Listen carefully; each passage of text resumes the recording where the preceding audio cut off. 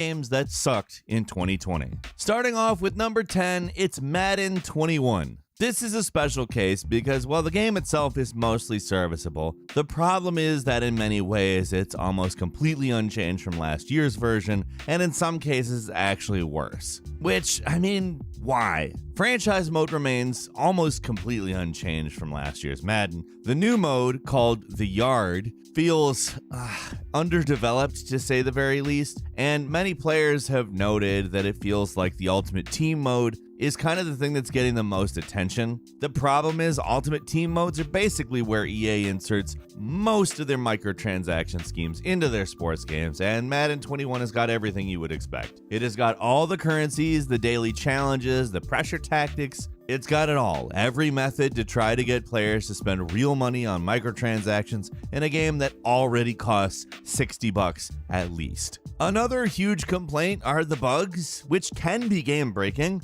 Madden 21's gameplay is dependent on animations, so if a player starts bugging out, it's not just annoying, it could potentially lose you the game. There's also bugs that are present that have been plaguing the Madden series for years now, which are still unaddressed. Again, people have complained for years, and they're just like, you know what, whatever, we are going to set our developers in a different direction. The direction of not changing anything in the game, but instead adding microtransaction-laden modes. Basically, players hated this one because they felt like it was Madden 20 with a bunch of unnecessary crap thrown in and sold again for full price. Also, the story mode just flat out sucks. Cat, dog, penguin. At number 9 is Fast and Furious Crossroads. When this game was first announced, there was hope that this could be a fun one, but what we got, it was not that. It's obviously based on the wildly popular Fast and Furious movie franchise. It's basically a linear, story-based car combat game that doesn't really do much special, and it doesn't really stand out. The story's kind of just flatline right from the start. Instead of following the Fast and Furious crew, we're stuck with 2 new characters at the start of the game, and the whole opening bit is just so slow and awful. I mean, eventually you get to do some fun stuff that you would expect in a Fast and Furious game, but it only makes a small fraction of what is a 4-hour game. Yeah, a game that takes 4 hours to beat, and the stuff you'd expect from a Fast and Furious game takes up a small fraction of it. I feel like I could repeat that several times and it wouldn't be enough. But what you're mainly doing is just driving from checkpoint to checkpoint, listening to this half-assed voice acting, and occasionally you have to ram an enemy off the road. Graphics-wise, it's not terrible. At night, it actually even looks pretty decent, but the cutscene character models, they just don't look great, considering how much time you spend looking at them. If the game had much else going for it, it wouldn't really be a big deal, but it doesn't. Like, this game could have been one of those goofy, fun games, but instead it's just one of those boring licensed games that no one cares about. And number 8 is Resident Evil Resistance. Like, okay, the Resident Evil 3 remake was pretty good, but the tacked-on multiplayer mode is not. The idea of it is great. It's 4 survivors versus a mastermind who can place traps and summon monsters, make life harder for the survivors. It sounds actually really cool. Coolest thing in the mode is the mastermind's ability to take direct control over like Mr. X and some of the other iconic monsters. What isn't cool, at least at launch, was the network. Even on the best connections, these matches would stutter and it'd take minutes at a time to actually join one. And the matches themselves would be prone to timing out or rubber banding. It could be unplayable. The balance wasn't that good either. Every match felt like it saw the survivors either easily win if they worked together or get stuck in a drawn-out slog where they'd lose because somebody wouldn't stick with the group. And there's only 4 maps when it originally came out, so it got repetitive really quick. Just wasn't enough depth to really give it legs, and the constant connection problems made it much worse. It's not the worst thing in the Resident Evil franchise, but considering it's a great idea, it fell really short. And number 7 is the 13 remake, which, I mean, the real thing to say here is, why did they remake 13? The original still looks decent, honestly. It has this comic book look that gave it a timeless feel. The remake, though, total mess. First off, the visual style, it's not really as good, to be honest. Like, they could have improved the original visual style. It looks too different for me. Also, it is buggy. No, buggy doesn't say it. It is ridiculously buggy. It seems like you cannot go for a minute without some bizarre glitch interfering with your fun. The whole thing just looks cheap. You got stuttery cutscenes, some terrible animations. Probably some of the worst I've seen from a major publisher in years. But like, seriously, look at this animation where the main guy cracks his knuckles. It looks ridiculously bad. Everything else, it isn't much better. Like, the combat's weak, the enemy AI is as basic as it gets, it just sucks. Like, seriously, if you want to play 13, just play the original. It's not the greatest game of all time or anything, but it's way better than this. And it has a style to it that there is no evidence of in this remake.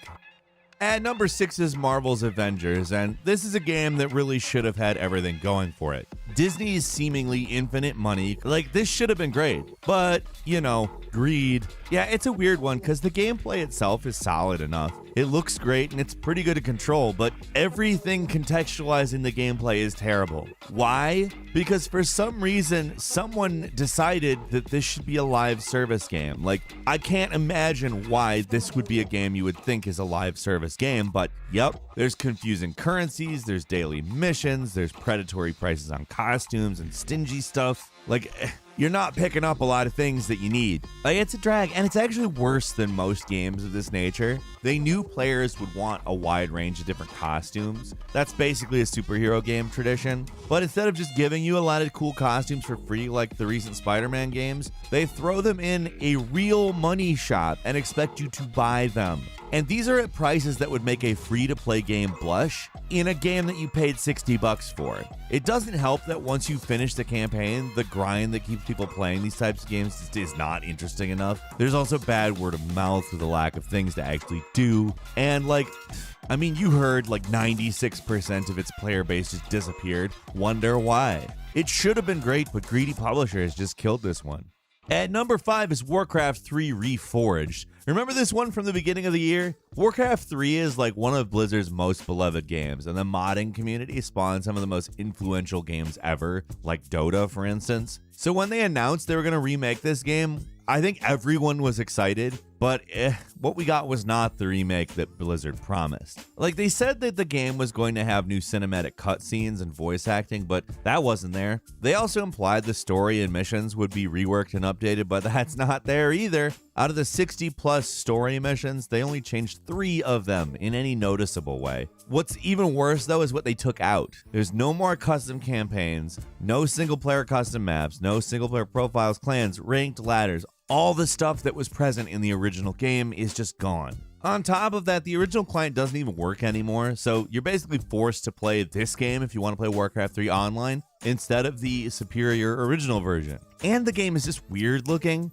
Like, they did not do enough with the visuals to update it, so it just looks jarring and ugly a lot of the time. I'm not saying that the original technically looks better, but it is more consistent and, like, for taking out promised features and generally half-assing a remake, for one of the best RTS games of all time, Reforged is definitely a game that sucked in 2020.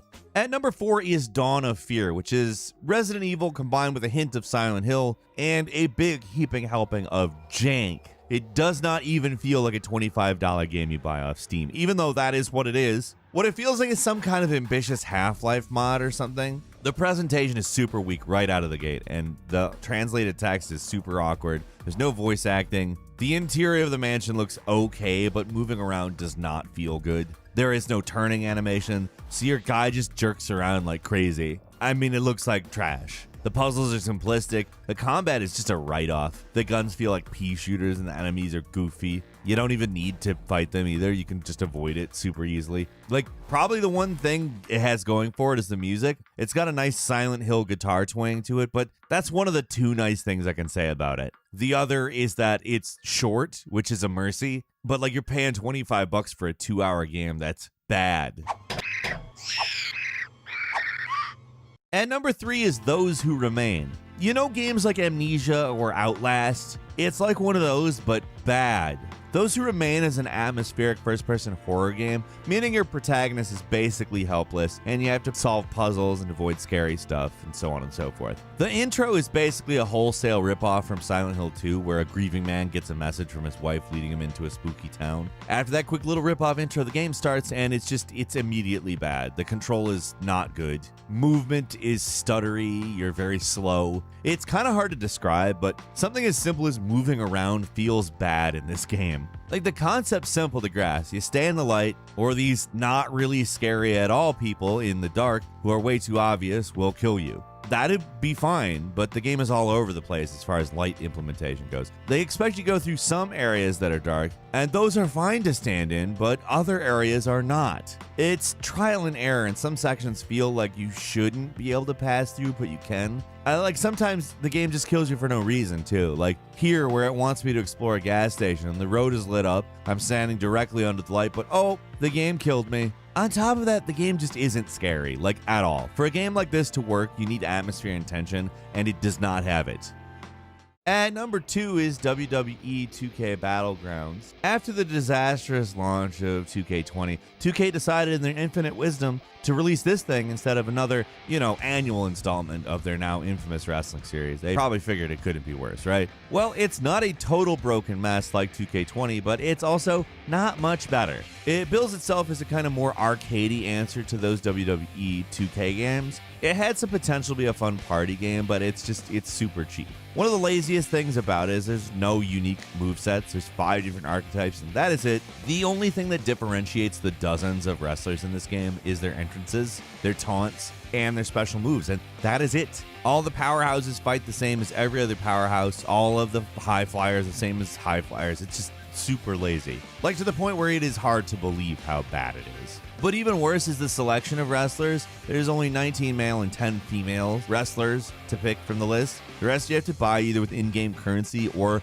through microtransactions. And the selection is truly bizarre, with most of the iconic wrestlers you'd expect in a game like this having to be unlocked. There's a few modes, like this really bizarrely lame campaign mode with these little crappy comic book cutscenes. They basically show Stone Cold Steve Austin recruiting a bunch of made-up wrestlers. It's really weird. Art style, not good. Weird mix of cartoony and realistic. Doesn't do the game any favors. Cause they look all dead in the eyes. It's creepy, to say the least. It's a game that expects you to play it for hours on top of hours to unlock the wrestlers you might actually want, but it gets tedious after literally an hour, if that, and there is just very little else to get into. And finally, at number 1 is G.I. Joe Operation Blackout. Like, remember those Transformers War for Cybertron and Fall of Cybertron games that came out a while back? Imagine those, but bad. That's G.I. Joe Operation Blackout, a crappier version of those games, or an even worse version of Battleborn. Anyone remember Battleborn? Yeah.